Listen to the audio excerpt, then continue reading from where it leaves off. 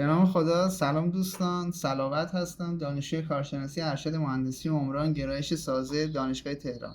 خب دوستان، همونطور که قطعا ملاحظه کردید در 2 سال قبل ما اومدیم در واقع بار متمرکز و بار گسترده‌ای که روی تیر دو سر مفصل اعمال میشه رو با همدیگه بررسی کردیم. توی این مثال حالا همونطور که خدمتتون عرض کرده بودم مسیر اون به این سمت هستش که مثال‌های پیچیده‌تر و حالا مباحث دیگر رو که توی استاتیک مطرح میشن رو با همدیگه بررسی بکنیم. خب همونطور که ملاحظه می‌فرمایید توی این مثال ما در نظر گرفتیم که بار مثلثی رو با هم دیگه بررسی بکنیم. روال کلی کار دوستان هیچ تغییری نمی‌کنه، یعنی با شکل سوال رو قضاوت نکنید، فقط اینکه کاری که باید بکنیم حالا یه سری نکاتی داره که من در ادامه خدمتتون عرض خواهم کرد.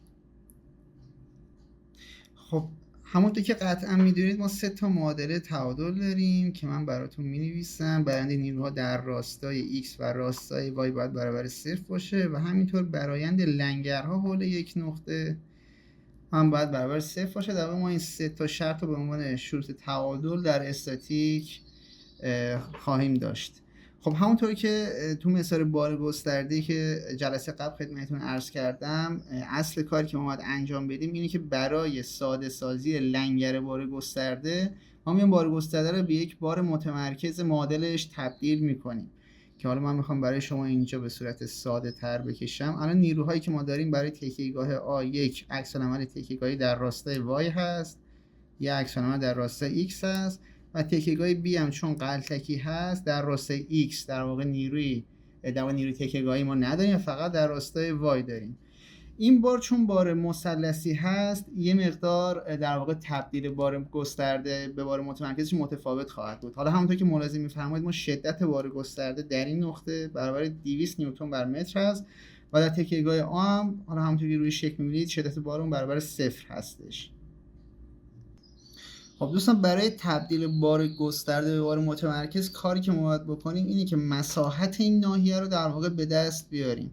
همونطور که تو ویدیو قبلا دیدیم، چون ما باری که در جلسه قبل راجعش صحبت کردیم بار گسترده یک نواخت بود که در واقع بار مستطیلی مشهور هست. ما رو بار مستطیلی رو خب دیگه طبیعتا همین میدونن مساحتش رو بخوایم به دست بیاریم برابر با شدت نیرو ضرب در طول تیرمون هست.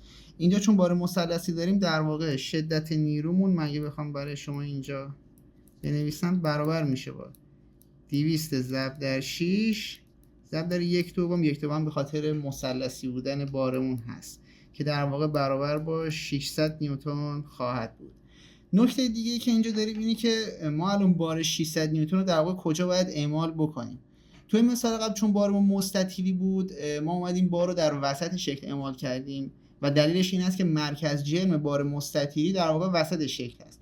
اینجا چون بار مستطیلی داریم و همونطور که می‌بینید شدت بار تو این ناحیه از این ناحیه بیشتره، طبیعتا مرکز جرممون به سمت راست سوق پیدا خواهد کرد و در واقع بخوام به صورت فرمولی خدمتتون عرض کنم، شما 1/3 این طول که در واقع برابر 2 متر هست رو در نظر بگیرید و بار متمرکزتون توی این نقطه اعمال خواهد شد که در واقع حالا اینجا اگه بخوایم به صورت ساده تر روی این شکل نشون بدم، ما یک بار متمرکزی به شدت 600 نیوتن داریم که فاصلش از تکیهگاه B برابر 2 متر و از تکیهگاه A برابر 4 متر خواهد بود.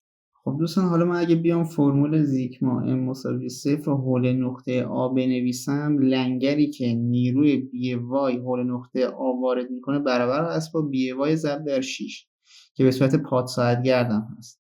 همینطور نیروی 600 نیوتن لنگری که ایجاد خواهد کرد برابر میشه با 600 ضرب در 4 که برخلاف جهت لنگر نیروی BY هست که من اینجا با منفی نشون دادم و این برابر با 0 میشه. از اینجا بخوام BY به دست بیارم، BY برابر میشه با 400 نیوتن.